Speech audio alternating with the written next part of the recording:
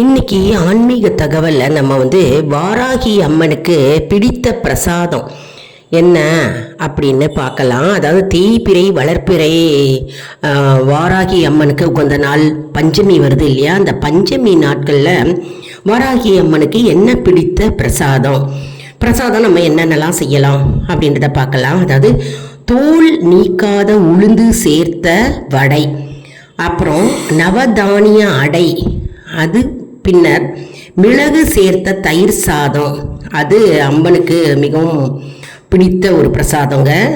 மற்றும் சுண்டல் பண்ணலாம், அப்புறம் பானகம் பண்ணலாம், மிளகு தோசை பண்ணலாம், கருப்பு எள்ளு உருண்டை பண்ணலாம், அதுக்கப்புறம் சர்க்கரை வள்ளிக்கிழங்கு பண்ணலாம், தேன் வச்சு நெய்வேத்தியமாக அம்பாளுக்கு படைக்கலாம்.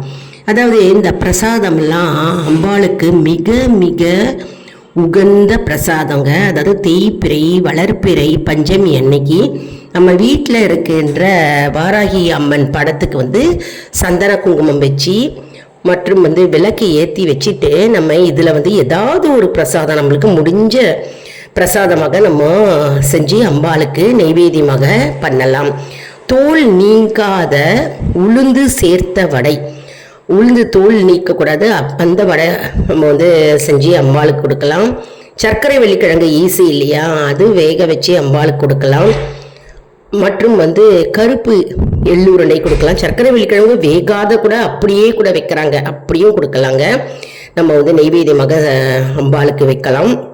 இதெல்லாம் அம்பாளுக்கு மிக மிக உகந்த பிரசாதம். அதனால் நம்ம பிரசாதம் நம்ம அம்பாளுக்கு பஞ்சமி தோறும் நம்ம சமர்ப்பிக்கணும். வாராகி அம்மன் மிக மிக சக்தி வாய்ந்த அற்புதமான தெய்வங்க. நம்ம வழிபட நமக்கு காரிய சித்தி உண்டாகும். அதாவது நம்முடைய காரியங்கள் ஜெயம் உண்டாகும், வெற்றி கிடைக்கும். மற்றும் எதிரி தொல்லை இருக்காது, எதிரியே நம்மக்கிட்ட அணுக மாட்டார்கள். அப்படி நமக்கு நம்முடைய வாழ்க்கையில் அள்ளி அள்ளி நமக்கு வேண்டுதல்களை கொடுப்பவர் தான் இந்த வாராகி அம்மன். மற்றும் வாராகி அம்மனை பற்றி முழு வீடியோவே நான் போட்டிருக்கேங்க, ஃபுல் வீடியோவே. நம்ம சேனலை லைக் பண்ணுங்கள், ஷேர் பண்ணுங்கள், சப்ஸ்கிரைப் பண்ணிக்கோங்க.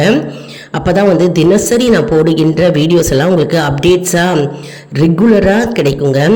இது முக்கியமான தகவல். அதாவது வாராகி அம்மனுக்கு நம்ம என்ன பிரசாதம் செய்வது அப்படின்னு நம்ம யோசிச்சுட்டு இருப்போம் இல்லையா?